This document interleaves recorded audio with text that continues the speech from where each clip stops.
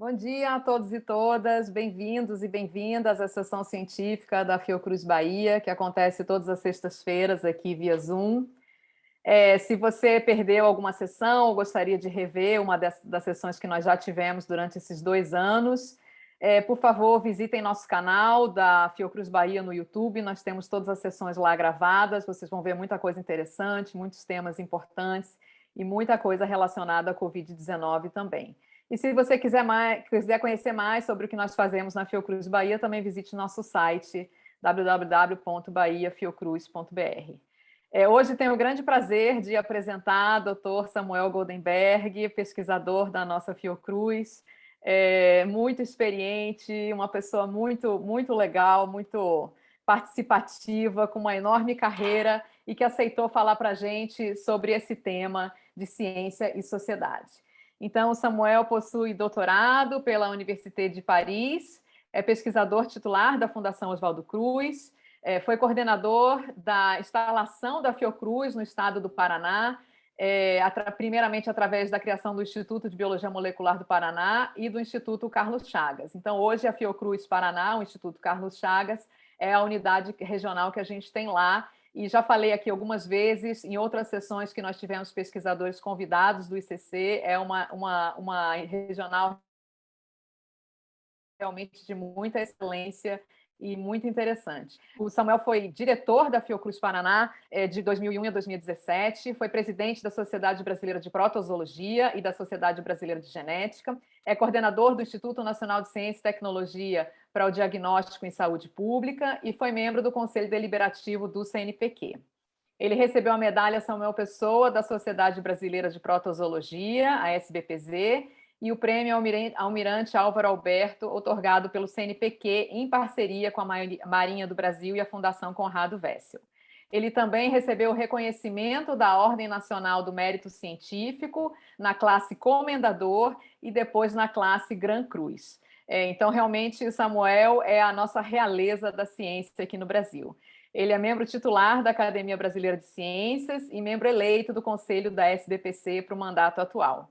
E em 2021, esse ano, ele recebeu o título de pesquisador emérito da Fiocruz. O Samuel tem experiência e formação na área de biologia molecular, com ênfase em parasitologia molecular, atuando principalmente nos temas de diferenciação de T-cruzi, regulação da expressão gênica em parasitos, genômica funcional e desenvolvimento de insumos para o diagnóstico. Orientou também diversos doutores que se tornaram pesquisadores da Fiocruz, sobretudo da Fiocruz Paraná, mostrando então também esse talento que ele tem para mentoria e para guiar os pesquisadores, né, nas suas carreiras e futuros e atuações futuras. Então, Samuel, muito obrigada por ter aceitado o nosso convite. Hoje ele não vai falar sobre Trypanosoma cruzi, mas eu tenho certeza que vocês vão desfrutar enormemente dessa sessão também. E quebrando o meu próprio protocolo estabelecido por ser final de ano e por ser o Samuel, no final da sessão a gente vai poder abrir os microfones e poder falar, fazer perguntas para ele, interagir um pouquinho, mas eu realmente peço que as perguntas sejam extremamente breves e diretas para a gente poder dar oportunidade a todos e todas que quiserem interagir com Samuel. Muito obrigada. Muito obrigado, Camila, pelo convite, pela apresentação. Eu acho que a apresentação poderia ser resumida numa coisa, me qualificar como uma pessoa indignada. Então, eu vou compartilhar aqui a minha tela para a gente começar a nossa conversa, que é realmente, quer dizer, é trazer para vocês algumas ideias sobre o papel social da ciência e colocar isso dentro quer dizer, como está a ciência brasileira hoje, fica uma pergunta para a gente responder ao final. Eu vou começar com uma frase do Oscar Sala. Oscar Sala foi um físico, foi presidente da SBPC, inclusive numa época muito conturbada da nossa vida nacional, que foi de 73 a 79. Ele foi presidente da FAPESP também, e uma pessoa que sempre, quer dizer, além além do seu lado de cientista, ele tinha todo um lado de pensador. E essa frase diz: "Somente numa sociedade onde existe um clima cultural em que o impulso à curiosidade, o amor à descoberta sejam compreendidos e cultivados, pode a ciência florescer.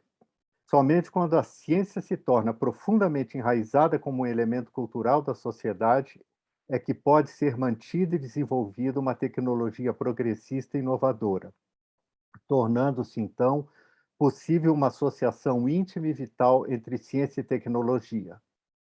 Essa associação é uma característica da nossa época e certamente essencial para a manutenção de uma civilização com os níveis presentes de população e qualidade de vida.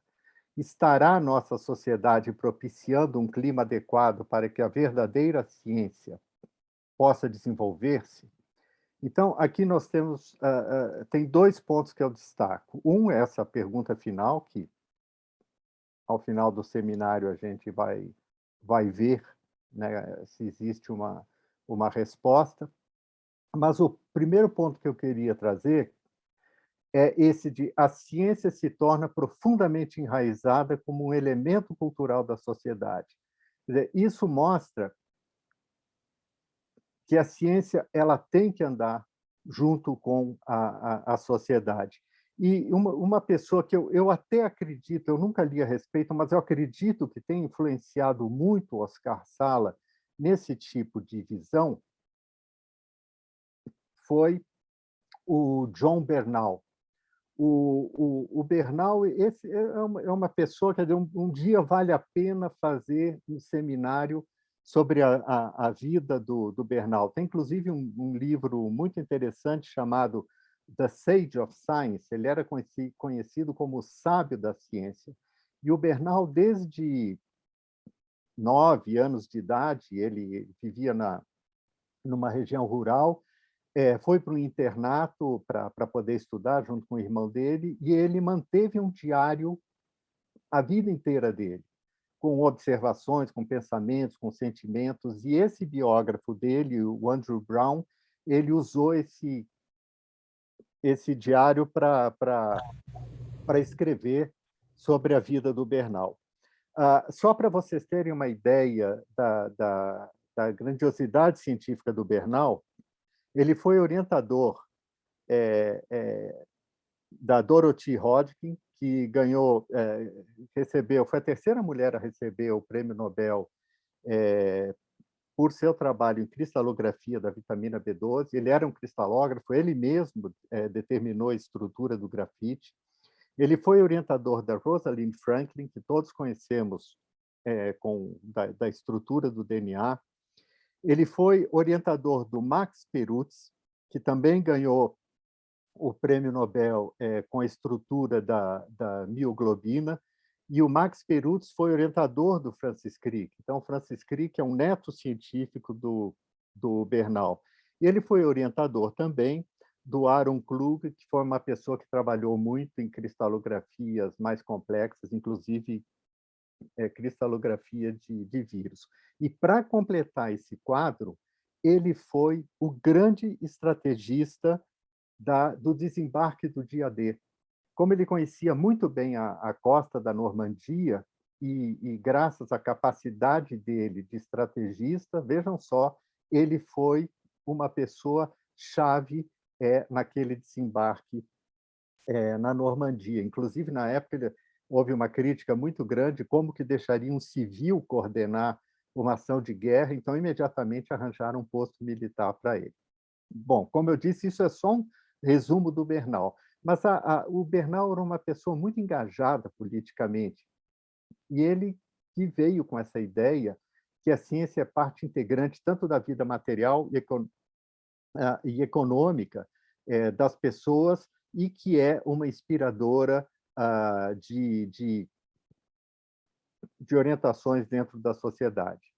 Ele escreveu esse livro, The Social Function of Science, e ele sempre colocou que, quer dizer, a ciência, ele considerava que a ciência teve 3 grandes fases. A primeira foi através da fundação da própria sociedade quando você começa a ter a transmissão da experiência de geração em geração. Em seguida, a segunda fase, muito associada com essa fundação da sociedade, é a civilização. Então, também baseada na agricultura, começa essa transferência e começam a ser desenvolvidos utensílios e começa a ser desenvolvido o comércio.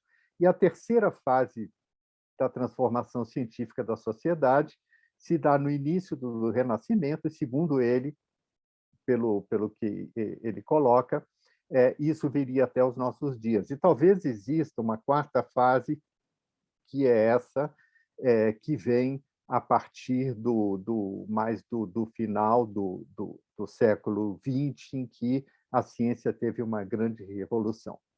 Mas o que ele colocava é que, para tornar a ciência consciente de si mesma e de seus poderes, ela deve ser vista à luz dos problemas do presente e de um futuro realizável. A ciência traz poder e liberação. Na medida em que a ciência se torna força orientadora consciente da civilização material, ela deve permear cada vez mais todas as esferas da cultura. Então, essa associação ciência-cultura, ciência-sociedade tem que ser realmente a base da ciência.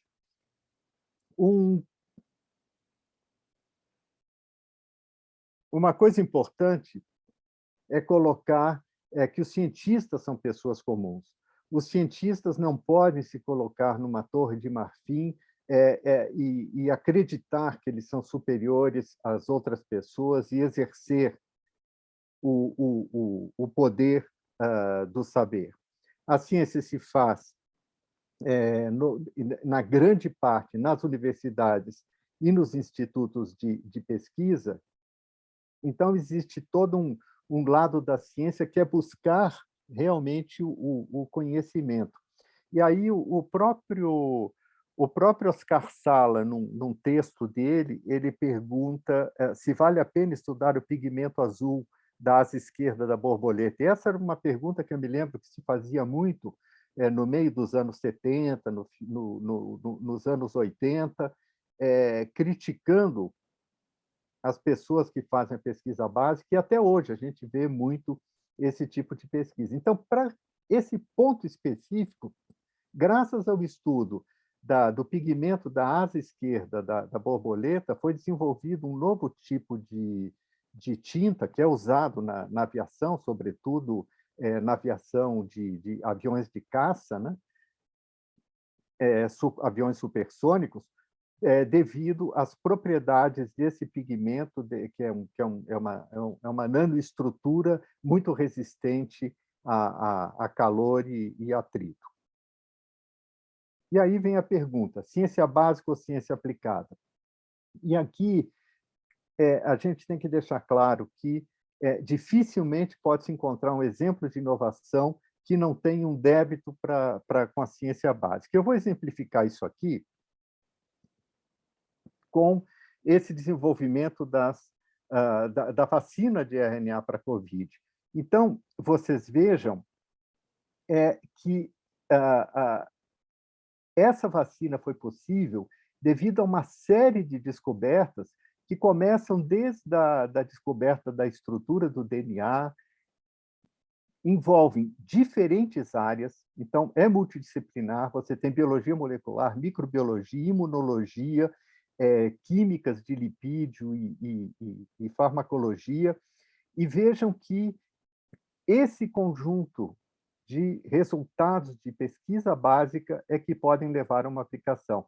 E aqui em vermelho é interessante, porque o que está destacado aqui em vermelho são descobertas, né, científicas que levaram a prêmio Nobel, quer dizer, seja na área de imunologia, a tecnologia de hibridomas, células dendríticas, Toll-like receptors, na biologia molecular, descoberta de DNA, descoberta de RNA, a reação de cadeia em polimerase, e assim por diante. Então, esse conjunto de descobertas básicas e essa multidisciplinaridade é que leva a um produto que nós estamos utilizando hoje, que é muito importante para o enfrentamento da Covid.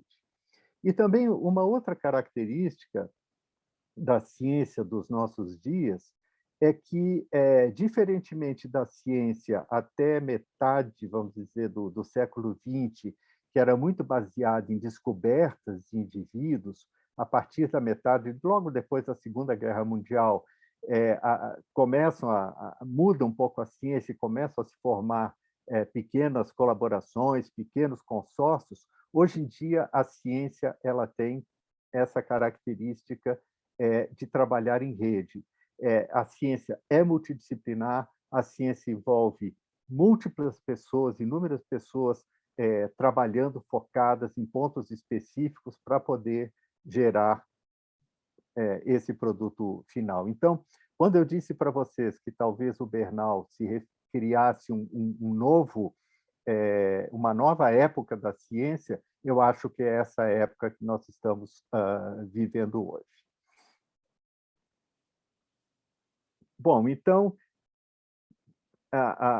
para fazer ciência, nós temos que ter consciência, isso implica em responsabilidade social, e aqui no Brasil, eu acho que a missão do cientista ela é particularmente importante, porque ela não se restringe a publicar artigos, ou talvez nem seja prioridade do cientista brasileiro publicar artigos, ele tem que ter qualidade, mas o foco tem que ser muito em crescer, fazer crescer essa massa crítica da ciência.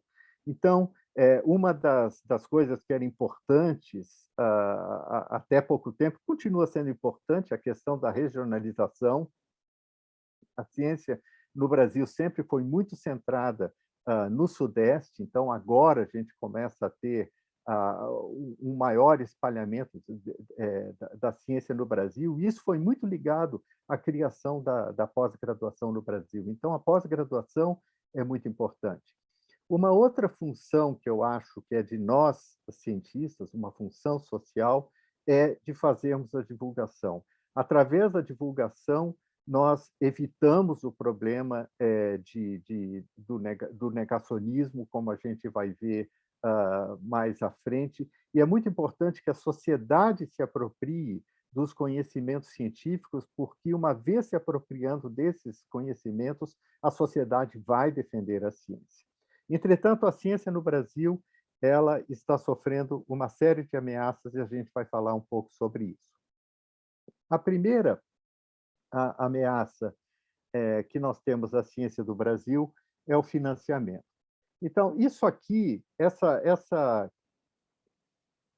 ilustração, que quando o Wagner Najib, que é o web designer lá do ICC, eu pedi para ele fazer essa figura. Quando ele entregou a figura, imediatamente a coisa que eu vi, eu voltei à minha infância e eu lembrei de uma ilustração do livro Pequeno Príncipe, que é a jiboia comendo o elefante. Então, é exatamente o que está acontecendo com o orçamento da ciência no Brasil. Então, vejo que isso aqui é a evolução do orçamento da ciência para a ciência no Brasil, dolarizado.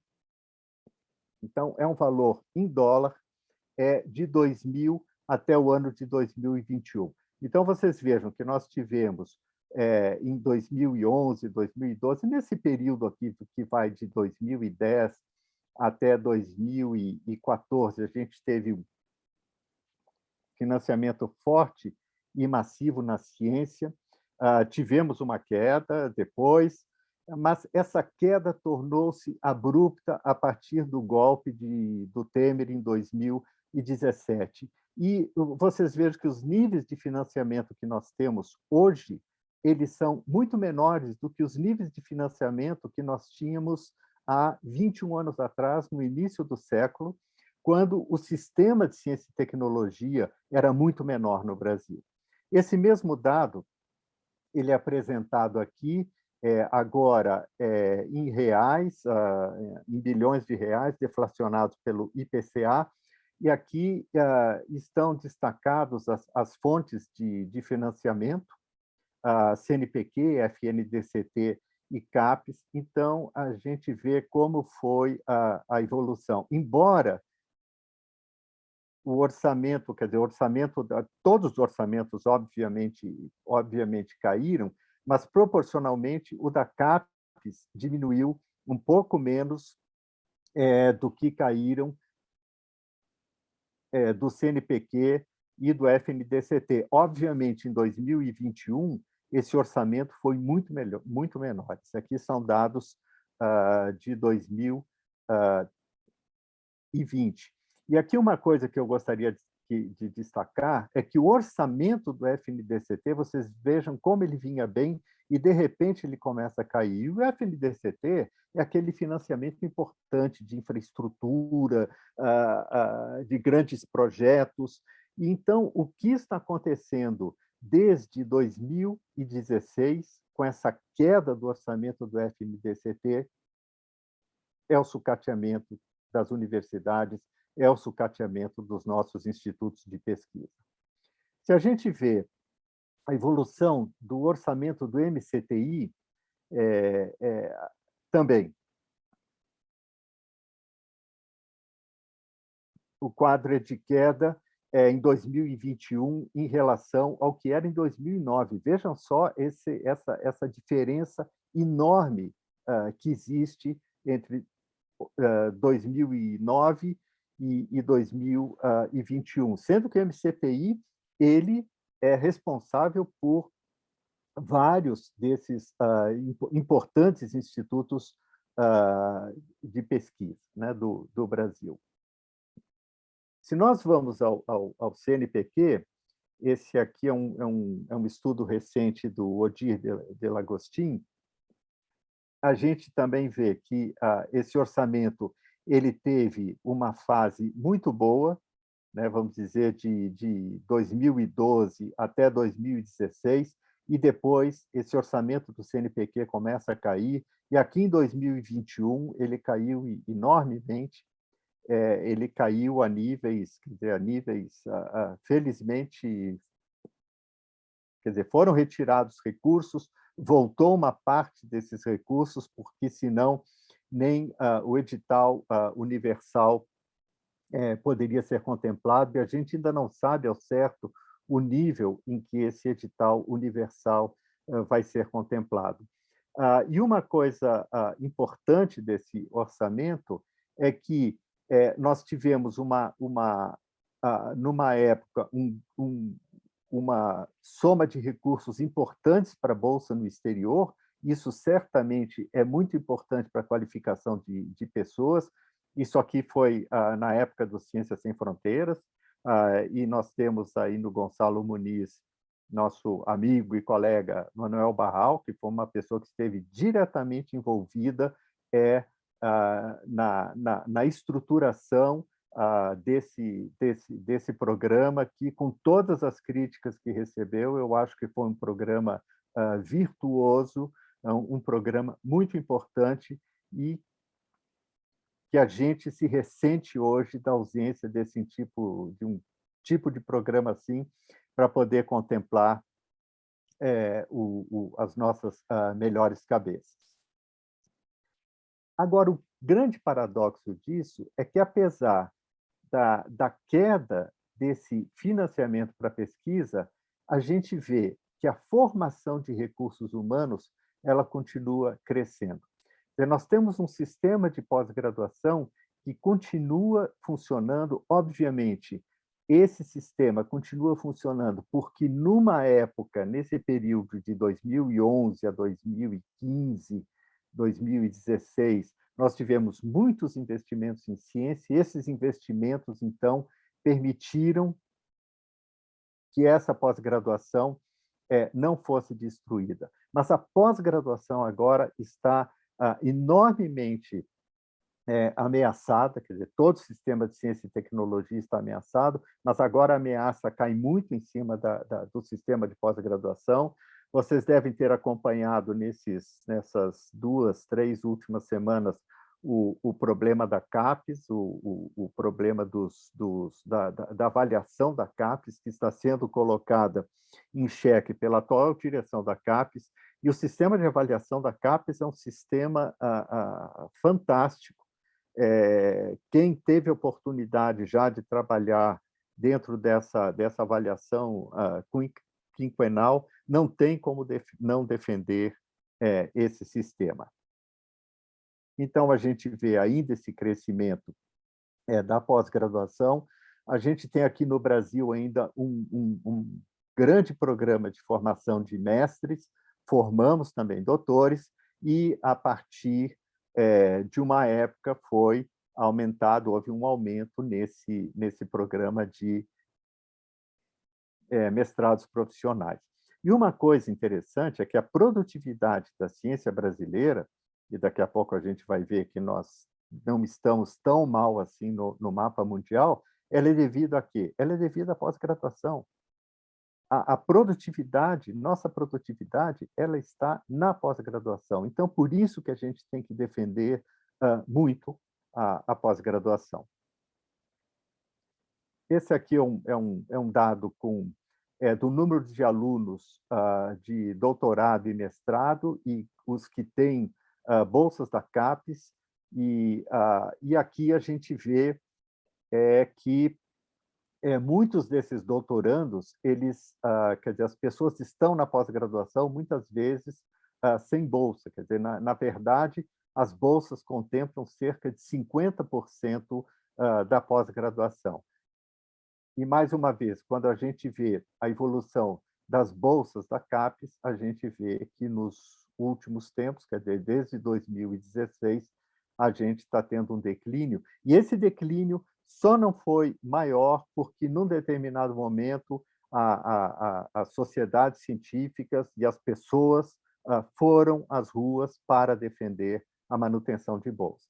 Embora essas bolsas estejam defasadas, o valor das bolsas hoje é o mesmo de 2013, quando houve o último reajuste. Quer dizer, uma bolsa de mestrado hoje deveria valer R$ 2.340, uma bolsa de doutorado R$ 3.430 e uma bolsa de doutorado R$ 6.400, que é muito pouco.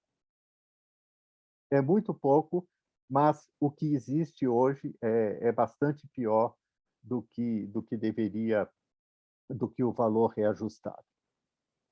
Esse aqui é um outro dado interessante, que é o número de doutores titulados e bolsas de pós-doutorado concedidas a cada ano pela CAPES e pelo CNPq. Então, aqui existe o programa do PNPD, que é o Programa Nacional de Pós-Doutorado, e as bolsas de pós-doutorado do CNPq. E vocês vejam que o número de doutores titulados é muito, muito maior do que o número de bolsas disponíveis.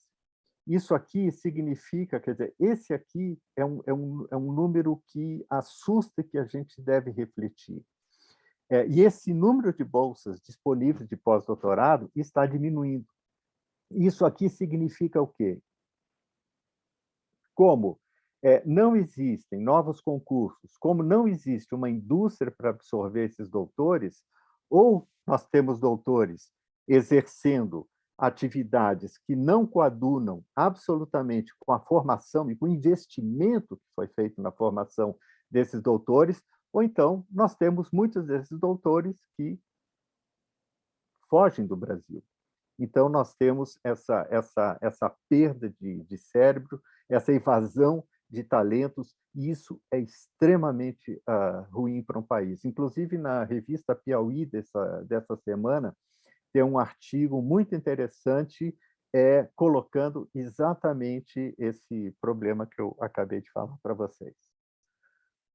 E aí as pessoas dizem, com base nesse slide aqui anterior, o Brasil forma muitos doutores, como disse esse acelerado que está no Ministério da Educação, porque, vocês me desculpem, mas não tem outra palavra para expressar a minha indignação. O Brasil forma muitos doutores. É mentira, o Brasil não forma muitos doutores. Vocês vejam que o número de pesquisadores por milhão de habitantes do Brasil, ele é baixo em relação a outros países.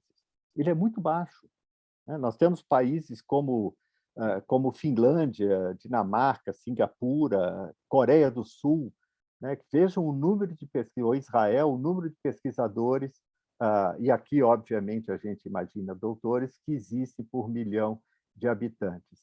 E a outra coisa também, que é importante nesse gráfico, é que os investimentos em ciência e tecnologia como um percentual do PIB, o Brasil ele estaria, idealmente, até 2020, ele estava em 1,2%. E, hoje em dia, esse investimento no Brasil caiu muito. Ele está, se eu não me engano, em torno de 0,8%, 0,7%, enquanto outros países investem muito mais do seu PIB em ciência e tecnologia. E, obviamente, quanto mais se investe em ciência e tecnologia, mais se tem em retorno para a sociedade.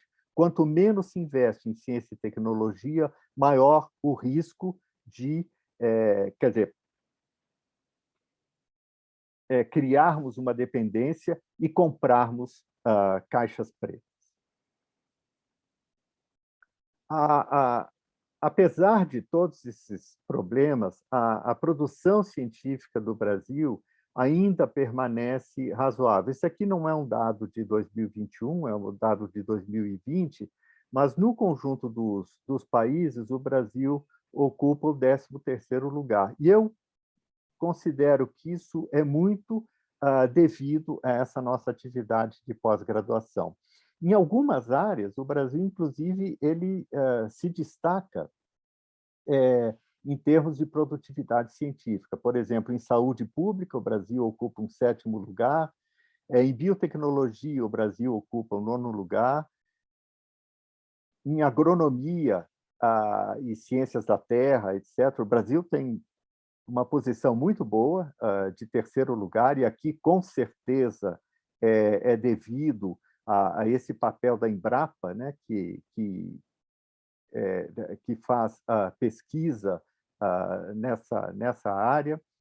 Da mesma forma, na parte de biologia de plantas, de ciências de plantas em geral, o Brasil ocupa uma posição importante. Aqui também, entre a Embrapa, Instituto Agronômico, as universidades que têm uma vocação para a agricultura, como Exalc, Viçosa, etc. Isso faz, então, com que o Brasil ocupe uma posição importante nessa área. Resumindo essa primeira parte, então, isso aqui é uma publicação do início de 2021, final de 2020, por aí, quando se discutiu o orçamento de 2021, que a gente sabe que foi muito pior do que esse quadro que está aí. Então, para o MCTI, houve uma dotação 34% menor do que do ano anterior, de 2020, e sendo que 49% disso dependia de créditos suplementares. O CNPq foi uma situação realmente dramática, foi 8% menos que em 2020, 55% dependente de créditos suplementares, que a gente sabe que não chegaram.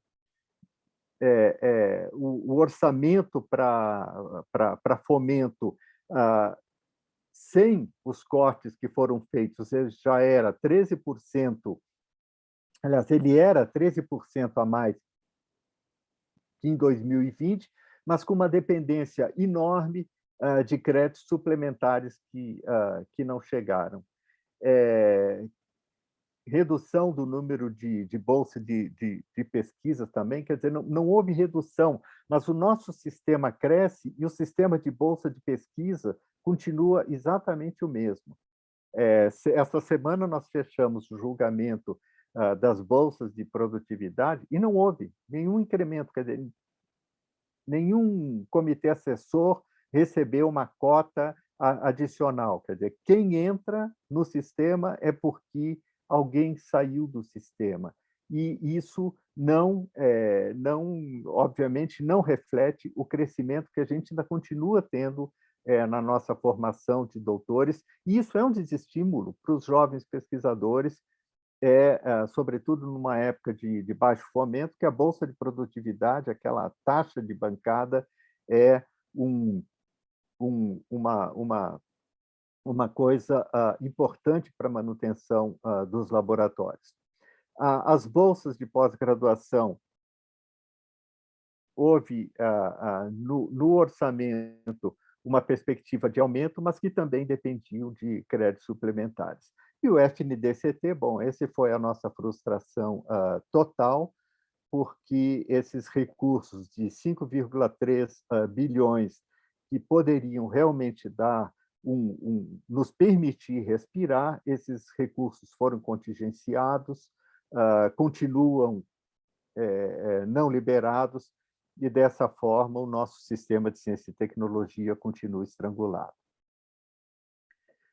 A segunda ameaça que nós temos hoje é o cerceamento da autonomia das universidades e institutos. Então, nós temos visto universidades em que o primeiro eleito pelo voto para reitor, ele não é conduzido à reitoria, ou então institutos que são ameaçados quando os diretores desses institutos eles são demitidos, eles são exonerados por trazerem dados que não interessam ao governo. E foi o caso, por exemplo, aqui do Ricardo Galvão, né, que nós acompanhamos no início do ano, que trouxe dados de desmatamento da Amazônia que não agradaram o governo. Então,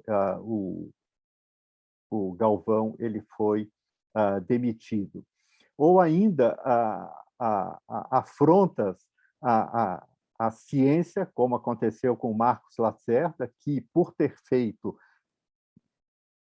uma pesquisa que mostra a ineficácia da cloroquina, ele sofreu ameaças pessoais, ele sofreu ataques de senadores bolsonaristas e sofreu cerceamento da sua, mesmo da sua liberdade pessoal, porque teve que, quer dizer, teve ameaças a ele, à família, enfim, uma situação muito ruim. Nós temos situações aberrantes, como do Conrado Ubner Mendes, que é professor da USP e colunista da Folha de São Paulo. Ele escreve um artigo na Folha em que ele critica o Augusto Aras, o Procurador-Geral da República, e ele é, então, processado pelo Augusto Aras, inclusive pedindo afastamento dele da USP. Nós temos casos de pessoas que tiveram que sair do Brasil, como foi o caso da Débora Diniz, que, por defender a liberdade de aborto, foi extremamente atacada, ameaçada, e não encontrou mais segurança para continuar no Brasil. E casos como o do Pedro Alau, da Universidade Federal de Pelotas, que teve que fazer um termo de ajustamento de conduta por ter criticado o governo e ter trazido a público que o número de mortes que nós tivemos por Covid, ele teria sido 75% menor, vejam bem, 75% menor, se o governo tivesse tomado as medidas de precaução para o tratamento, para o enfrentamento da Covid. Inclusive, foi criado no mês de outubro, se eu não me engano, setembro, outubro, né, um grupo envolvendo várias instituições em defesa da liberdade acadêmica. Bom, e o outro problema que nos aflige diretamente é esse problema do negacionismo. Esse problema do negacionismo não é um problema estrito aqui ao Brasil. Quer dizer, por trás do negacionismo existe toda uma ideologia política, mas esse negacionismo, no Brasil, num país com baixa cultura científica, ele acaba tendo proporções bastante importantes, a ponto que o negacionismo ele passa a ser quase que uma política de Estado. Então, passa de Estado não, a política de governo, não é de Estado, passa a ser uma política de governo e nós temos, então, a defesa preceitos, né, que vão contra a ciência, como o uso de cloroquina, esse coquetel da Covid, para o tratamento da Covid, e, inclusive, com o envolvimento de pessoas que estão na comunidade científica, mas que eu me recuso a chamar de cientistas, como o Paulo Zanotto, que é professor da Universidade de São Paulo, porque um negacionista não pode ser cientista. E um cientista negacionista é alguém que fere uma ética e que deveria enfrentar um comitê de integridade e de ética em pesquisa. E assim nós nos confrontamos com esse grande problema do que é fato e do que é fake. A sociedade encontra isso no dia a dia e fica realmente difícil saber o que é falso e o que é, e o que é fato. E esse conjunto de coisas acaba minando a ciência. Então, nós temos, não é nem desinformação, é má informação. Então, são coisas que é todo um esgoto, como está representado aqui nesse cartoon, que jorra, né, nessa represa que seria a sociedade, ameaçando esse grande pilar que é a ciência e o jornalismo, né, a própria liberdade de imprensa, que é uma coisa essencial em qualquer democracia. E a sociedade, então, para você convencer, quer dizer, você enfrentar esses grupos de Zap com conhecimento científico, fica realmente uma tarefa muitas vezes complicada. E é aí que eu digo que a divulgação científica ela é extremamente importante.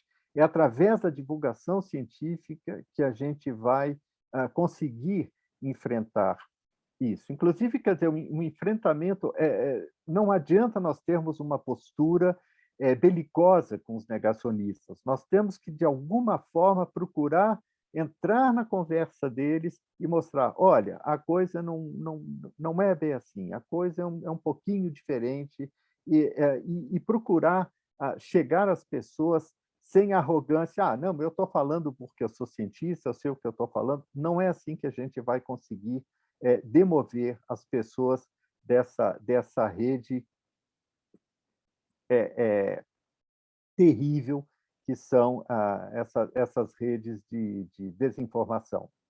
Isso não é uma coisa nova, quer dizer, desde que, sobretudo quanto às vacinas, desde que a primeira vacina foi desenvolvida, surgiram os boatos que, quer dizer, como era feito em vacas, as pessoas ficariam com cara de vaca, teriam pedaços de bezerro brotando de seus corpos, né? Mas o pior é que esse tipo de coisa persiste em nossos dias. E quando a gente vê que pessoas num ambiente universitário, quer dizer, pessoas que têm acesso ao conhecimento e que podem fazer uma leitura crítica,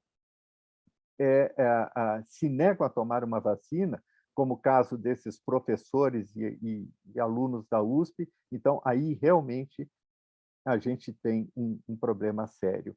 E essa colocação que muitos colocam, meu corpo, minha escolha, numa situação de saúde pública, não é meu corpo, minha escolha. Isso aqui realmente não funciona. As pessoas colocarem isso como minha liberdade, não é questão de liberdade, porque a liberdade que essas pessoas estão buscando, ela ameaça a liberdade de toda a sociedade, ela ameaça a integridade de toda a sociedade. Então, eu acho que nessa questão de vacinas a gente tem que ser realmente intransigente. E a gente vê cenas como esse senador Girão, do Podemos do Ceará, que ele falou na CPI, eu lembro, eu estava vendo isso, essa CPI precisa ouvir cientistas que são a favor e também os que são contra a ciência. Quer dizer, é mostrar, quer dizer, que o que é um negacionista? Eu acho que até essa definição dele é muito boa. O que é um negacionista? É um cientista que é contra a ciência, como ele colocou aí muito bem. Bom, então agora eu gostaria de falar um pouquinho da Fiocruz. Esse aqui é um cartoon que eu pedi para o Wagner Najib, lá o nosso web designer, fazer, e que eu coloco, quer dizer, nós temos que defender a Fiocruz está em defesa da vida, e a Fiocruz é um bem de toda a sociedade. E nós que estamos na Fiocruz, nós que somos pesquisadores da Fiocruz, muito mais do que dizer orgulho de ser Fiocruz, nós temos que pensar em responsabilidade em ser Fiocruz. E aqui eu vou trazer para vocês uns dados. Esses dados, quem elaborou esses dados foi meu colega e amigo Márcio Lourenço Rodrigues, em que ele compara, ele faz um estudo comparativo entre a Fiocruz e o Instituto Pasteur. O Instituto Pasteur de Paris, ele tem algumas características que são semelhantes à Fiocruz, quer dizer, aliás, é até o contrário, porque a Fiocruz é que tem características semelhantes ao Instituto Pasteur, porque foi criada pelo Oswaldo Cruz com base no Instituto Pasteur. Então, esse aqui é um dado de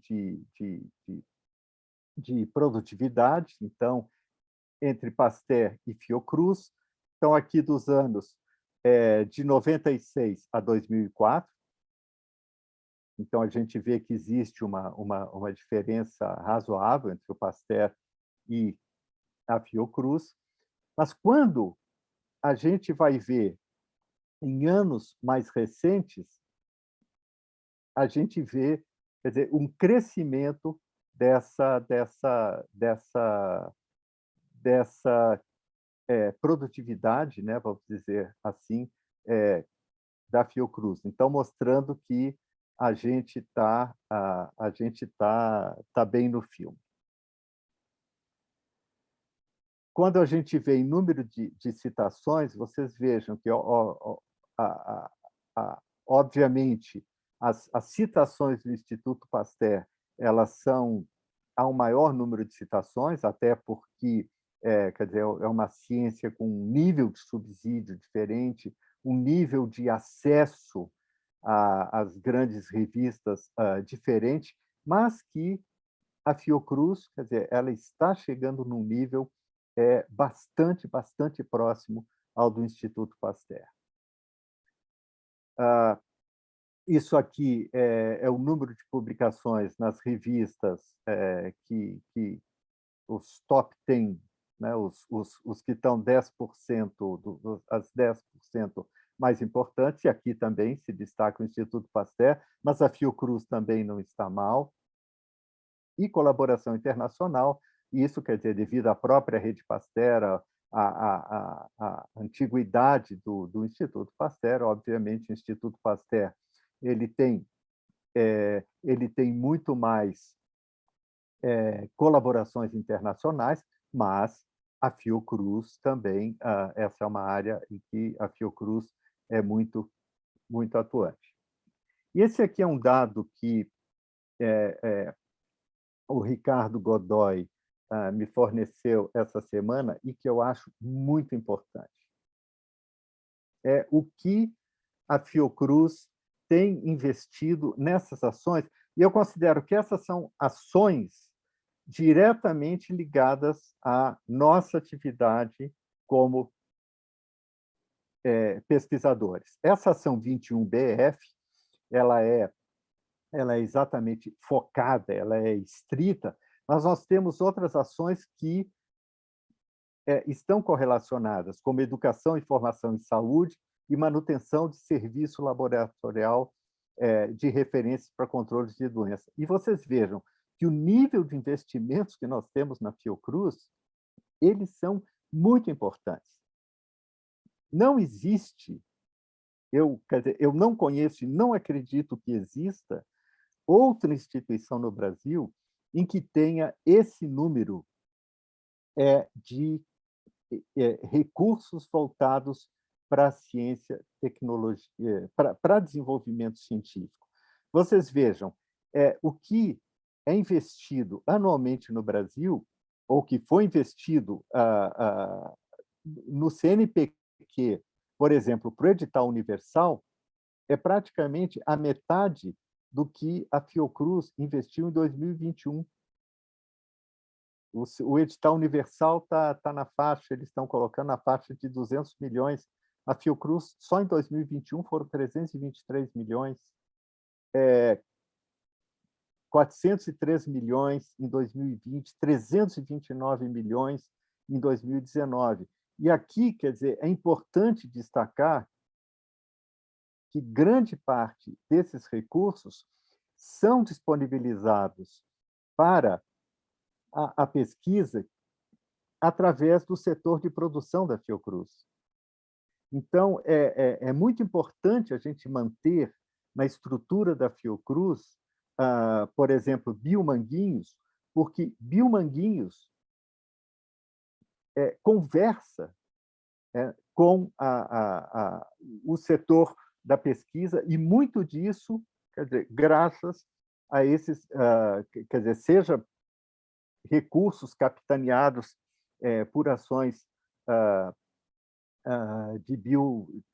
vem de recursos capitaneados por ações graças à existência de biomanguinhos. Então, o que isso aqui nos coloca é uma grande responsabilidade. Isso é uma janela para a sociedade que, na Fiocruz, nós não temos nenhum argumento para dizer nós não podemos produzir por falta de recursos. Todos nós temos amigos, nós conhecemos como está a situação das universidades, como está a situação de outros institutos de pesquisa, e o que a gente tem que dizer é que na Fiocruz nós vivemos num oásis. Na Fiocruz nós somos privilegiados, agora a gente tem responsabilidade, muita responsabilidade, cada um de nós individualmente tem responsabilidade nesse volume de recursos que é colocado. Então, a nossa dedicação ela tem que corresponder a esse investimento que é feito. Bom, então aqui a gente volta à questão inicial, né, do Oscar Sala. Estará a nossa sociedade propiciando um clima adequado para que a verdadeira ciência possa desenvolver-se? Na minha opinião, não. Nós estamos longe dessa situação ideal. Talvez na Fiocruz a gente tenha uma situação próxima da ideal, mas não para o resto da ciência. A ciência está ameaçada. A ciência ela está com falta de recursos, faltam recursos para a ciência. Nós estamos formando pessoas que estão ficando desalentados, estão ficando frustrados, pessoas que poderiam estar contribuindo para o crescimento, para o conhecimento, e que estão desempenhando tarefas, sei lá, garçom, motorista de Uber, sem querer desqualificar essas funções. E essa mudança ela vai depender da gente. Nós não podemos ficar passivos, nós não podemos ficar silentes, nós temos que nos manifestar, nós temos que participar das sociedades científicas. As sociedades científicas, elas são a nossa voz perante a sociedade. E aqui, realmente, eu tenho falado muito isso, sempre que eu tenho oportunidade, eu me manifesto assim. Nós temos que fortalecer a SBPC. Quem não é associado, associe-se. A SBPC é o nosso interlocutor perante as esferas da sociedade. Se a gente não defender a SBPC, assim como Oscar Sala defendeu, de 73 a 79, nós estaremos sob grande ameaça. Nós não podemos, nós temos talvez que passar mais tempo com a barriga encostada na bancada do que com as nossas nádegas sentadas nas nossas cadeiras de escritório. Vocês desculpem a franqueza, mas são coisas que eu vejo e coisas que me deixam, assim como nesse cartoon aqui do Enfio. Bom, então eu encerro por aqui. Obrigado e vamos à conversa. Vamos. Muito obrigada, Samuel. Você foi preciso nas suas colocações. Nesse final apoteótico, em que você fala que a Fiocruz é uma instituição de privilegiados, dada tudo que temos para fazer pesquisa, dado o orçamento que nos é oferecido, quantidade de editais internos para a nossa própria competição, nós estamos nesse lugar mesmo. Eu falo muito isso para os alunos, olhem onde vocês estão, olhem à volta e valorizem isso tudo. Então, muito obrigada por essas colocações contundentes. Antes de abrir para comentário, eu só quero pegar 2 ganchos. Um é recomendar o podcast Cientistas na Linha de Frente, que traz as histórias do Ricardo Galvão, da Débora Diniz, de vários, do Marcos Lacerda, de vários deles que vêm sendo perseguidos diante da pesquisa que eles fazem e do que eles descobrem. Então, trago essa recomendação de podcast.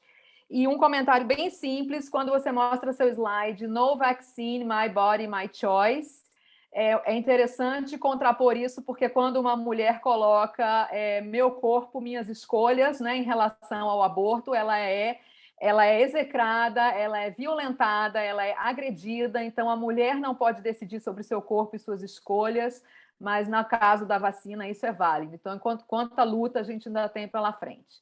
Então, sem me demorar mais, Mittermeier, microfone, câmeras, por favor. Está me vendo? Sim, pode ir. Vendo e ouvindo, Mitter. Muito obrigado. Em primeiro lugar, parabenizar o Samuel pela excelente apresentação. Eu não esperaria nada diferente do que eu conheço de Samuel. E, para mim, está sendo um presente, Samuel, porque hoje é meu aniversário e sua palestra foi um presente que você me deu, né? Parabéns. Tendo essa oportunidade Mitter. de ouvir. Samuel, eu vou pegar rapidamente 3, 4 pontos, que eu vou entrar numa outra reunião, vou até pedir desculpas se eu não ficar ouvindo os comentários dos outros colegas, que eu tenho uma reunião 10 horas com o meu grupo de Chagas, mas eu já falei por isso que eu vou atrasar. Realmente, quando você toca na diminuição do orçamento, né, isso é extremamente preocupante e tem, inclusive, uma outra implicação, é que isso tem servido para diminuir os orçamentos em algumas fundações de amparo à pesquisa estaduais. É triste, exceção, raras e honrosas exceções no Brasil, nós temos isso, eu tenho chamado a atenção, eu sei que hoje, por conta da pandemia, mas antes da pandemia, por exemplo, nos últimos 5 anos, nós temos perdido orçamento aqui na FAPESB, né, em torno de quase 300 milhões. Então, eu acho que isso pode servir também para diminuir o orçamento, de modo geral, no país, o que é ruim. Porque, em geral, você tinha uma situação, às vezes você captaria recursos internacionais para compensar quando não tinha no Brasil, quando não tinha no Brasil federal, tinha estadual, mas o cenário ideal é quando você tem recursos em todas essas instâncias, e principalmente permitindo que aqueles editais onde você tinha casados entre o ente federal e o ente estadual, o que foi muito importante para todos nós. A outra coisa, Samuel, que me preocupa, eu gostaria também para a gente fazer reflexões, eu tenho notado que, por conta dessa diminuição de orçamento federal e estadual, estamos agora nos apegando ao salve-se quem puder. Eu tenho notado aqui na Bahia, e notei quando eu julguei projetos do CNPq agora na produtividade, eu estou lá no CA de Biotecnologia, me surpreende que está aumentando o número de projetos apoiados por emendas parlamentares. Ora, ao invés de você ter o parlamentar lutando para aumentar o recurso para as instituições financiadoras, como CAPES, CNPq, FINEP, esse dinheiro ter sido dado para pessoas individualmente, que eu não estou julgando o mérito, alguns com méritos. Mas isso tira a competitividade, e eu tenho medo que a busca desenfreada agora por emenda parlamentares para apoiar seus projetos individuais tem um efeito extremamente negativo no sentido de ter recursos nas instituições financiadoras com os editais, tipo o edital universal, que a gente está sabendo que, por sinal, até agora ainda não foi, estamos aguardando para que seja liberado os resultados e os recursos. E uma outra coisa importante que eu queria que eu vi que esse debate já está aparecendo é quando você chama a atenção do negacionismo. E realmente eu vi um texto que o Maurício Barreto circulou, acho que muitos de nós teve a oportunidade de ler, a presença, o que fazer quando você tem dentro de uma academia de ciências um indivíduo fazendo um discurso muito forte, favorável vamos dizer assim, ao negacionismo. Aí você toca nesse assunto da questão da ética, como tratar esse assunto, para que não fique uma ideia que está se tomando uma posição político-partidária, mas muito mais por uma questão de posicionamento científico. E endosso suas palavras e a de Camila. Nós vivemos numa situação privilegiada na Fiocruz. Eu sempre falei isso todos os momentos quando eu fui diretor. Nós temos uma infraestrutura paga, temos o nosso, vamos dizer, os orçamentos que nós temos para o nosso condomínio pago, e inclusive com recursos, como você chamou a atenção, onde internamente a gente faz parcerias com Parmanguinhos e Biomanguinhos, né, e editais que têm saído até por conta do excedente que Biomanguinhos e Parmanguinhos conseguem com a contratualização com o Ministério, de forma que a gente tem feito editais internos, que é uma coisa extremamente positiva. Então, muito obrigado. Eu me senti realmente parabenizado com a sua fala de maneira brilhante, elegante, né, com exemplos muito importantes para todos nós. Obrigado e um grande abraço. Obrigado, Mitter. Esse ponto que o Mitter levanta das emendas parlamentares, quer dizer, isso realmente é um problema sério, porque seria muito melhor termos esses parlamentares formando uma grande ciência, uma grande frente em defesa da ciência e ter um orçamento que possa ser dividido baseado nos critérios de excelência, porque isso, quer dizer, aumentaria em muito o fomento à ciência e a nossa capacidade de dar soluções para a sociedade.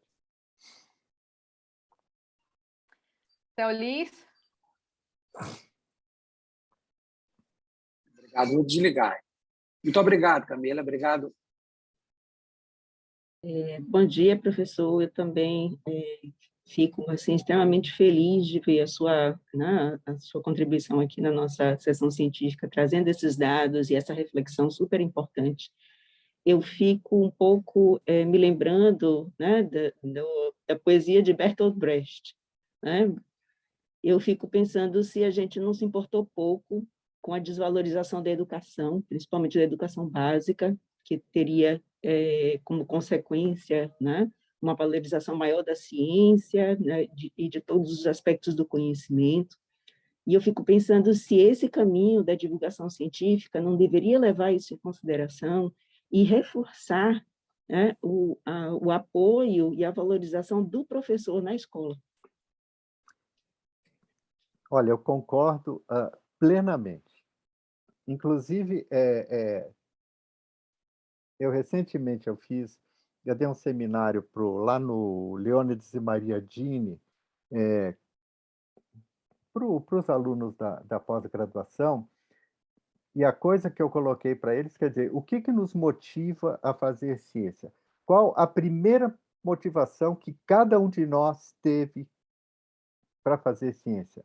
Foi o professor da escola primária. Então, essa é realmente a chave da valorização da sociedade para o ensino fundamental. Isso eu não tenho a menor dúvida. Esse ensino fundamental ele está sendo atacado há muitos anos, né? A escola pública ela deixou de ser de ter a importância, por exemplo, que tinha na minha época, na época que eu fui formado, quer dizer, na época da minha escolaridade, a melhor escola era a escola pública, os professores eram reconhecidos. Nas cidades do interior, eu vim de uma cidade do interior, do Rio Grande do Sul, a professora primária era uma pessoa importante na cidade, né? Isso, quer dizer, o que a gente tem hoje? A gente tem professores primários, primeiro que recebem um salário irrisório, depois que eles não são estimulados para que possam ter essa formação. Então, eu concordo plenamente, eu acho que muito da nossa divulgação científica deveria ser feita em parceria com as secretarias municipais de educação, para que nós, cientistas, fôssemos às escolas para dar conferência, para promover atividades, etc. É essa cultura científica. A criança, ela leva o conhecimento para casa. A criança, ela ensina aos pais também. Tá? O exemplo que eu dou, quer dizer, um exemplo muito simples, eu tenho uma experiência pessoal. Aqui em Curitiba existia, quer dizer, foi quando começou todo um programa de reciclagem de lixo. Quem me ensinou a reciclar lixo foi meu filho. Quando eu colocava uma coisa no lixo errado, ele dizia, não, isso aqui é lixo que não é lixo. Quer dizer, isso são exemplos simplesmente para reforçar isso que você disse. Eu concordo plenamente. Obrigada, Teolis. Patrícia, antes de você falar, eu vou só colocar uma pergunta aqui que chegou no chat, a primeira delas, tá bom? Só um minutinho. O Carlos pergunta: o senhor poderia comentar sobre a relação entre diminuição dos investimentos de bolsas e o risco de elitização do acesso à pós-graduação? Existe algum estudo sobre qual o perfil socioeconômico dos estudantes que conseguem acessar a pós-graduação? Tem algum impacto? Vamos falar aqui, talvez, acho que a pergunta é direcionada para isso, a pós-graduação pública, né? A executada nas universidades e centros de pesquisa federais, porque tem toda uma outra pós-graduação que acontece nas instituições privadas, mas eu acho que a pergunta do Carlos é sobre a pós-graduação pública, sobretudo na área biomédica, que é a nossa área, né? Que demanda laboratórios, etc. Quer dizer, essa pergunta do Carlos, vocês lembram aquele gráfico que eu mostrei, o número de alunos envolvidos em doutorado e mestrado, quer dizer, na pós-graduação, e o número disponível de bolsas. Então, o número disponível de bolsas, ele não cobre nem 50% do que é a nossa pós-graduação. Na maioria, como que essas pessoas se mantêm? É patrocínio. Né? Então, quer dizer, realmente, isso significa o quê?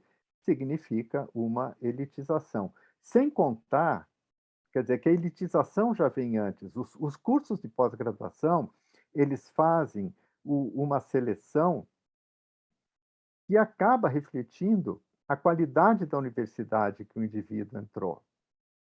E o indivíduo, ele vai entrar nas melhores universidades se ele tiver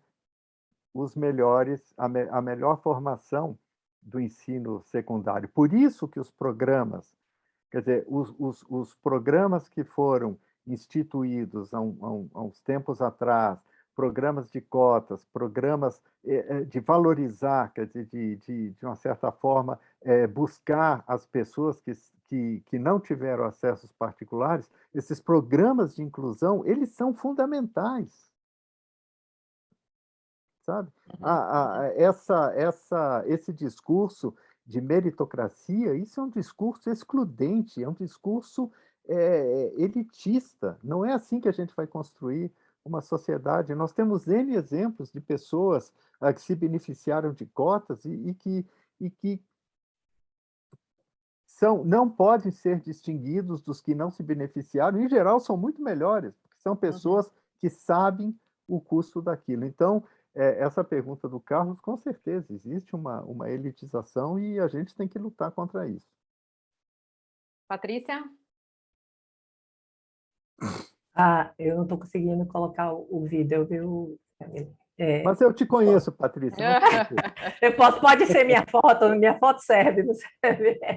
Oh, bom dia a todos e a todas, e eu queria realmente agradecer a Samuel, né? Não era dos anos que nós nos conhecemos, não era diferente do que eu imaginava que seria a sua apresentação, né? Com a sua visão ampla, culta e, ao mesmo tempo, realista da situação do Brasil e essa sua indignidade, né?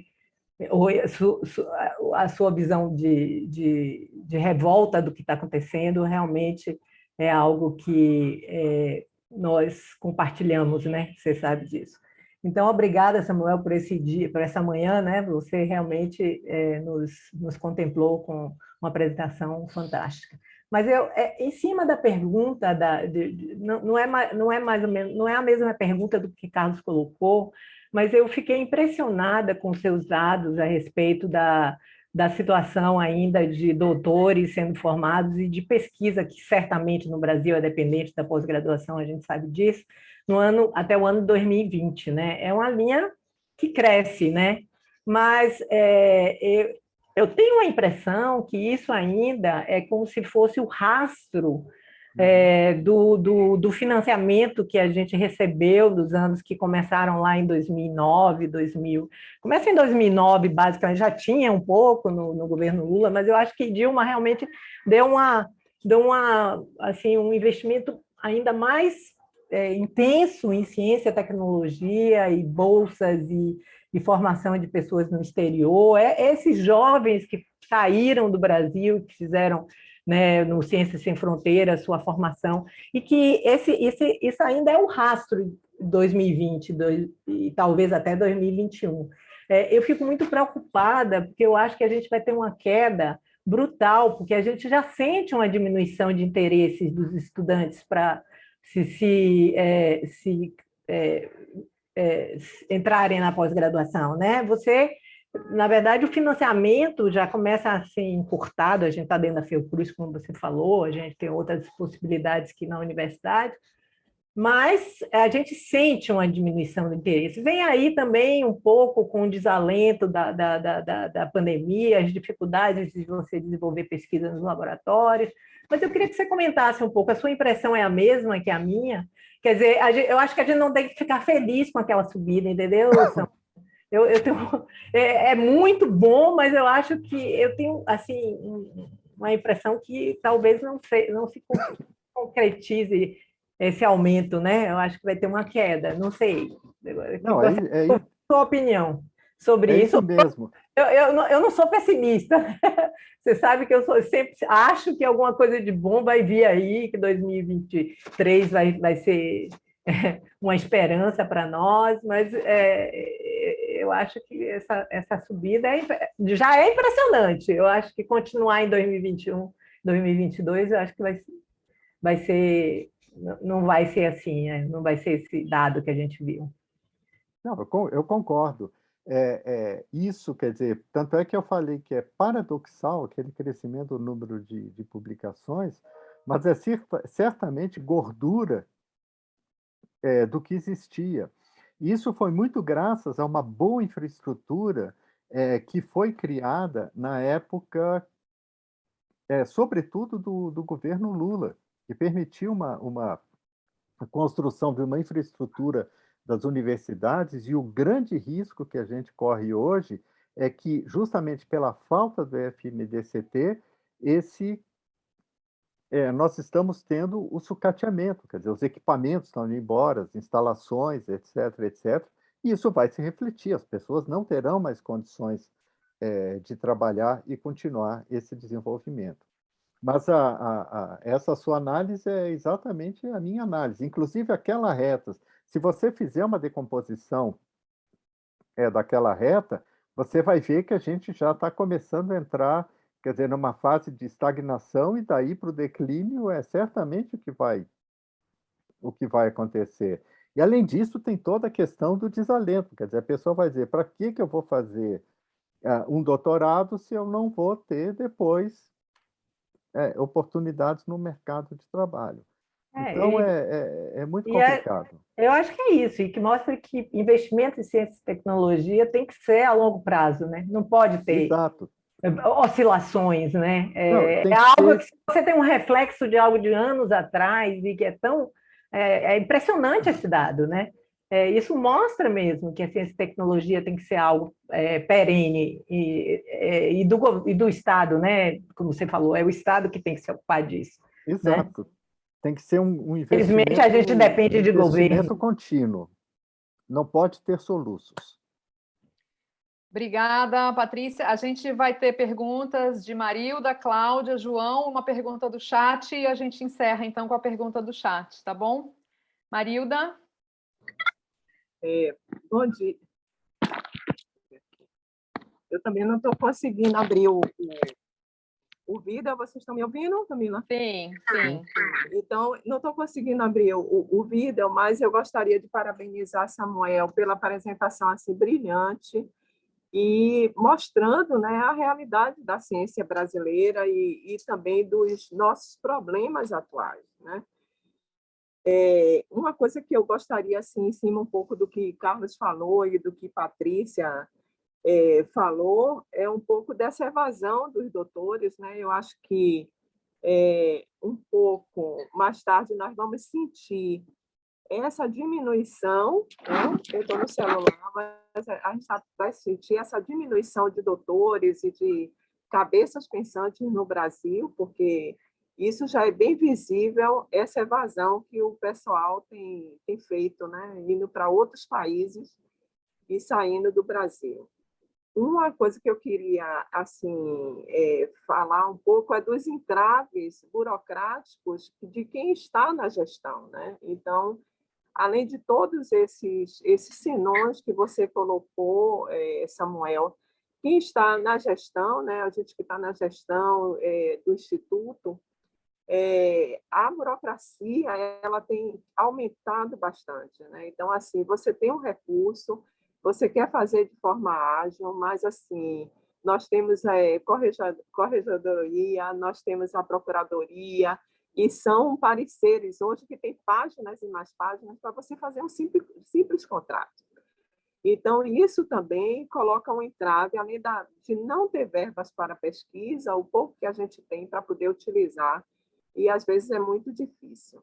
E com relação à captação de recursos, eu acho que a Fiocruz assim, é fantástica. Nós tivemos, durante a pandemia, uma captação de recursos muito grande, e eu acho que realmente você foi muito feliz quando você fala da Fiocruz e das nossas potencialidades e do quanto que a gente realmente tem que produzir. Então, assim, parabéns pela sua colocação.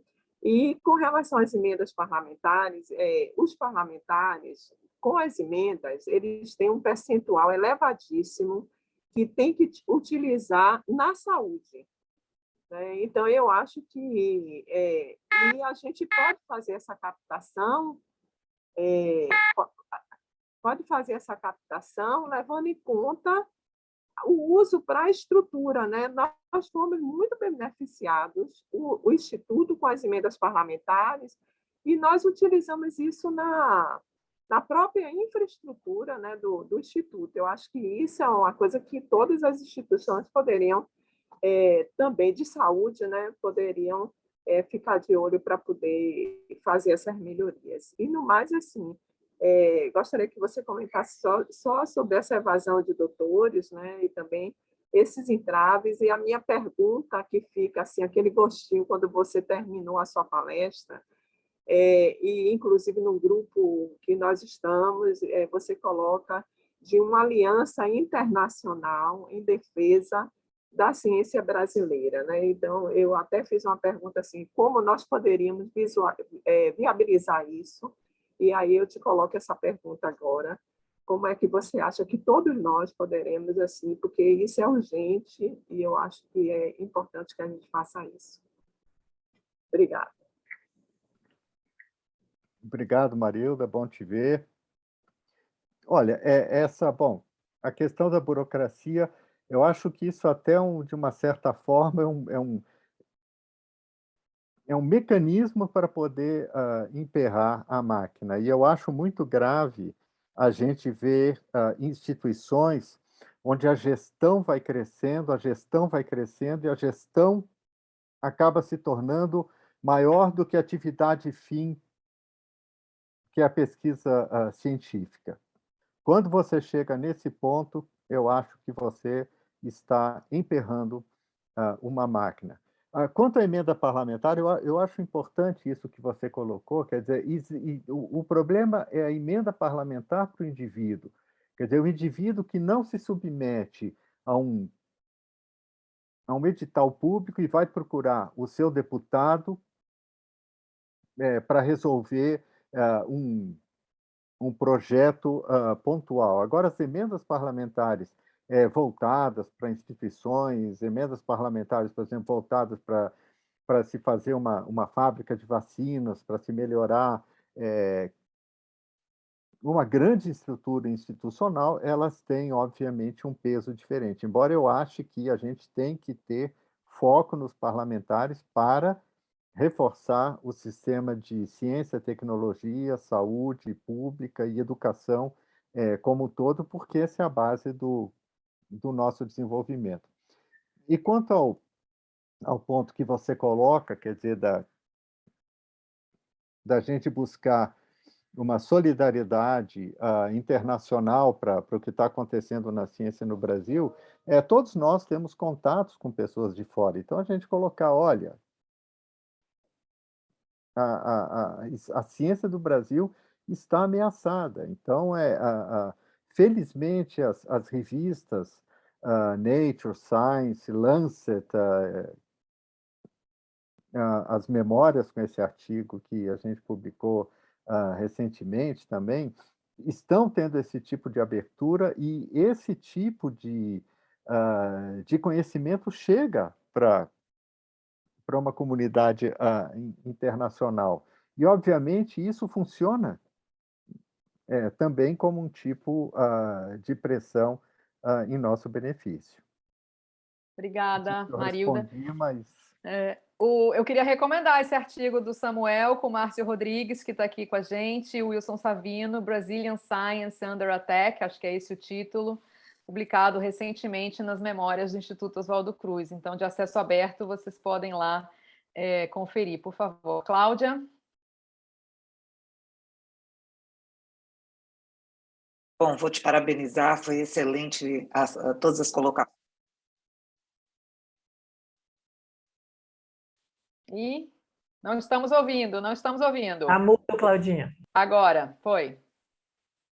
Não. Não estamos ouvindo.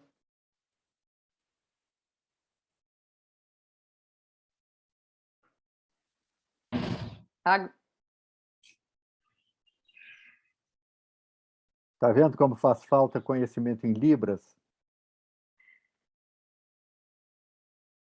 João, você quer... Agora estamos ouvindo. Agora, vai. Não. Vou te parabenizar pela... Não?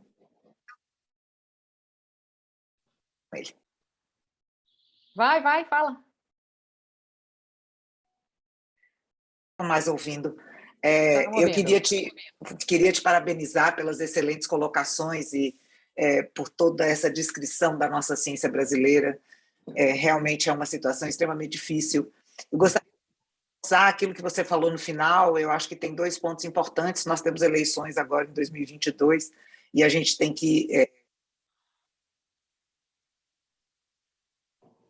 nativas, e também reforçar muito a associação de estudantes e de professores e científicas. Eu acho que é uma das formas que você tem de pressão também junto ao governo, junto ao ministério, e isso é extremamente importante. A SBPC reforça isso de uma...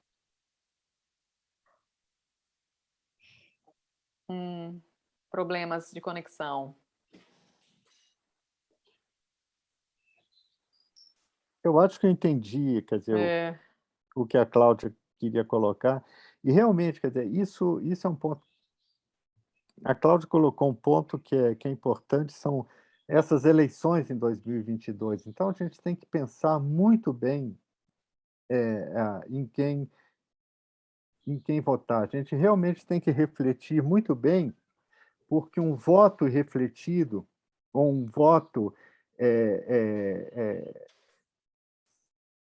equivocado, pode nos trazer a situação que nós vivemos hoje no Brasil, né? Que é uma situação, quer dizer, uma coisa que nem nos meus piores pesadelos eu poderia imaginar que aconteceria algum dia, né? E quanto aos jovens, quer dizer, aí eu tenho procurado muito conversar com o pessoal mais jovem, para que eles se indignem também, para que saiam da sua zona de conforto. E aqui eu, quer dizer, eu vou até contar uma história, quando teve há cerca de 2 anos atrás, um grande protesto para que as bolsas fossem mantidas, para que não houvesse corte de bolsas, etc. Nós fomos às ruas para defender que as bolsas fossem mantidas. Quem estava na rua não eram os estudantes beneficiários das bolsas. Então, lá no caso do nosso instituto, que nós temos um sistema de pós-graduação, nós temos vários alunos, etc., nós éramos 6 pessoas, os 6 pesquisadores e 2 pós-docs. Então, esse tipo de coisa não pode acontecer, sabe? Esse comodismo, eu não vou, deixa que outro vai, não. A gente tem que ir, a gente tem que brigar, e isso realmente depende de cada um de nós. João?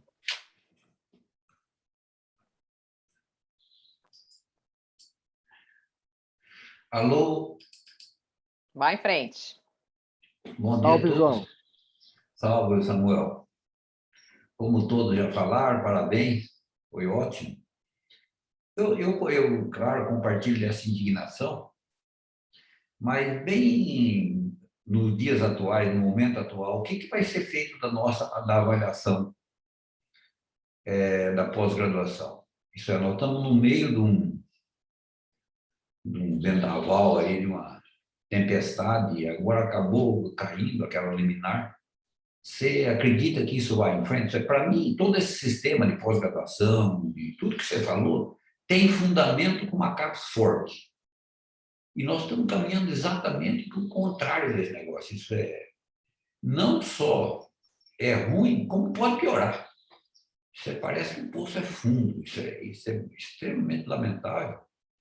E agora, junto com as pessoas, uma turma pediu demissão, justificaram porque pediu demissão, agora estamos todo mundo, muita gente atrás dos demissionários para ver se eles assumem novamente. Então, para onde que nós vamos nessa situação? Pois é, João.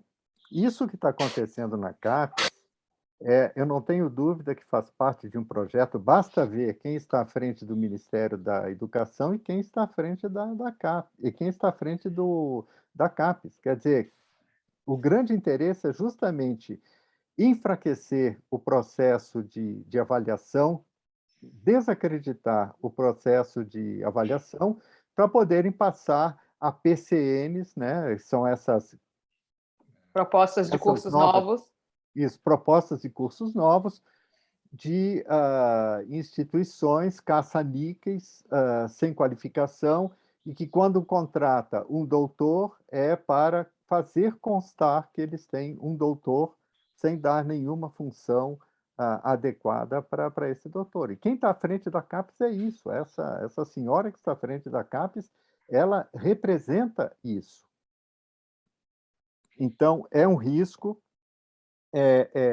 Eu participei, quer dizer, eu tenho participado da avaliação desse ano. Ontem a gente teve uma grande discussão se as ciências da vida deveria renunciar, não deveria renunciar também. E nesse turbilhão da posição das ciências da vida, acabou caindo a liminar e quer dizer, a gente espera que os colegas que se demitiram, eles voltem, quer dizer, que eles reassumam. De toda forma, o processo está, quer dizer, está abalado, porque essa avaliação quinquenal, que a gente deveria ter concluído isso agora, no início de dezembro, otimisticamente vai ficar para fevereiro. Eu Né? queria Iniciar em fevereiro. fazer Retomar em fevereiro. eu acho que a gente deveria liderar aí, alguém deveria liderar uma revolução, sabe, para retomar a CAPES. E isso envolve retomar de novo o Ministério da Educação, né? Nós perdemos tudo isso. Isso é, voltando à pergunta que eu acho que eu entendi a pergunta da Cláudia, isso é não deixar, agora nós temos que ter uma votação em um determinado governo, como você falou, a gente não pode errar, mas nós, cientistas, deveríamos fazer alguma coisa, um abaixo-assinado, alguma coisa que levaria a um ministro de educação mesmo, e depois CAPES, CNPq, etc. E tal. Isso é voltar aquilo, pelo menos, parte daquilo que a gente tinha antes. Porque é exatamente isso que vocês falaram, a ideia é que os APCMs passem todos, principalmente os caça-níqueis. Então, e se a gente retomar o CTC, retomar a CAPES, nós podemos caçar tudo isso aí. Eu acho que a situação que vai piorar por mais um ano, né? Mas aí a gente tem que pensar em retomar a CAPES. Acho que talvez a gente precisa sair não estou falando da gente, mas parar de reclamar e fazer alguma coisa.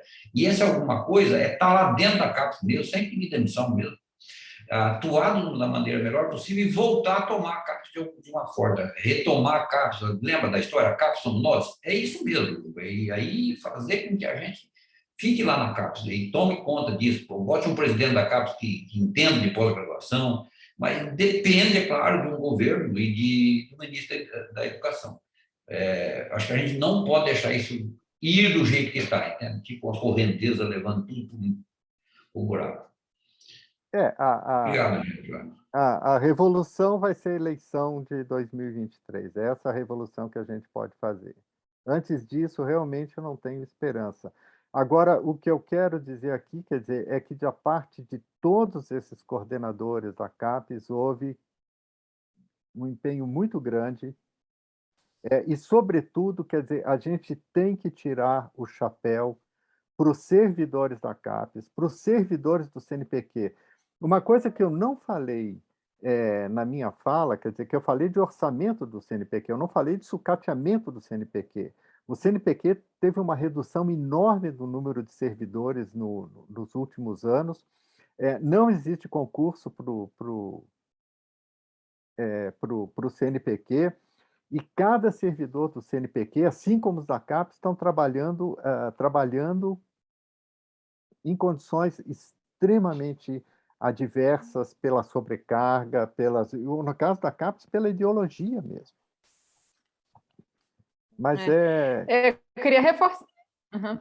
Eu queria reforçar que os coordenadores de área, né, faço parte desse conjunto, estão mobilizados o tempo inteiro diante desse processo todo. Ontem tivemos reunião à noite para discutir o que fazer, como conduzir, todos muito empenhados, enfim, tem várias opiniões, mas estamos tentando manter a união sempre pelo Sistema Nacional de Pós-Graduação. E você, aluno, você, aluna que está no curso de pós-graduação, nota 5, nota 6, nota 7, saiba que essa nota é atribuída, então, por essa avaliação que é feita agora, a cada 4 anos, por um conjunto de consultores, pesquisadores, doutores, etc. Então, se o seu curso tem uma nota, é porque ele foi avaliado por pares e ele foi avaliado quanto a inúmeros quesitos. Então, valorize o curso que você está, procure cursos bons, com notas boas, e procure contribuir com o seu curso, porque é disso que a gente precisa.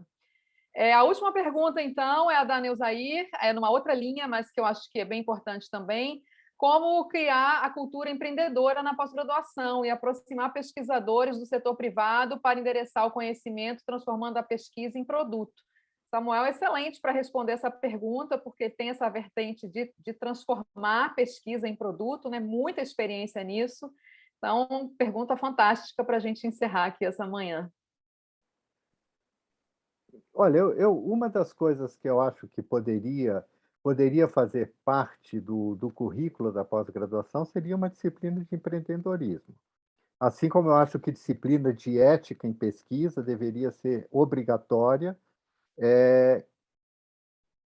também na graduação, e na pós-graduação. Eu acho que uma disciplina de empreendedorismo, ela serviria para desmistificar essa questão do empreendedorismo, porque muita gente acha que o empreendedor é um mercantilista, e são coisas completamente diferentes. Agora, aqui no Brasil, a gente não tem a cultura do empresário buscar a universidade, ou do empresário procurar se associar à universidade, como a gente tem, por exemplo, nos países mais desenvolvidos, né? Ou do empresário investir na pesquisa que se faz nas universidades e nos institutos de pesquisa. Então, isso é uma coisa, tem que ser uma via de mão dupla, e nós temos falhas nas duas vias. E muitas vezes você desenvolver um produto, você ter esse produto, isso, ao invés de significar para você um motivo de felicidade, acaba significando um motivo de frustração, porque você tem uma coisa que você sabe que pode ser transferido, e você não tem quem faça a parte do desenvolvimento, ou a parte da comercialização. Quer dizer, eu vivi isso, conheço vários colegas que viveram isso também, mas isso é uma questão importante, e eu acho que o nosso desenvolvimento vai passar muito por isso. Quer dizer, à medida que nós conseguimos traduzir para a sociedade o que a gente produz nas universidades, isso vai ser um ganho muito grande. E a outra via também, né, que é o pesquisador que quer ser empreendedor, como você falou, né, facilitações nesse sentido de legislação, de permissões, de caminhos, etc., né? Então, essa via de mão dupla mesmo que você está falando. Então, aqui no nosso programa de pós-graduação em biotecnologia e saúde e medicina investigativa, parece que vai ter essa disciplina de inovação e empreendedorismo para começar agora em 2022. Então, vamos torcer para que corra bem e que os alunos desfrutem bastante. Samuel, obviamente que você tem muitos parabéns, muitas congratulações, muitos excelentes, muitos agradecimentos pela sua presença aqui hoje, na nossa manhã de sexta-feira, com toda essa sabedoria e essa serenidade também para falar, sem raiva, sem ódio, mas contundente, né, com força, com energia, que é o que a gente está precisando, né? Dialogar o diferente, mas dialogar sempre, né? Então, muito obrigada pela sua disponibilidade, muito agradecida, e obviamente esperamos que para a próxima vez seja aqui com a gente presencialmente, desfrutando do calor da Bahia. Isso, obrigado, Camila. Espero poder encontrá-los aí presencialmente muito em breve. Muito Com obrigado a certeza. todos, bom final de semana, e se cuidem, porque temos várias ameaças à nossa porta. Se cuidem em todos os sentidos e Isso. defendam a ciência também com toda a vontade. Isso. Muito obrigada a todos e todas que vieram. Nós retornamos na sexta-feira que vem para a nossa última sessão científica do ano de 2021, com a doutora Marilda Siqueira, do IOC, falando sobre sequenciamento genético, variantes, tema muito oportuno também sobre o que a gente está vendo agora. Então, aguardo vocês novamente na sexta-feira que vem. Obrigada e bom final de semana. Tchau, Samuel. Tchau, tchau. Obrigado, Camila.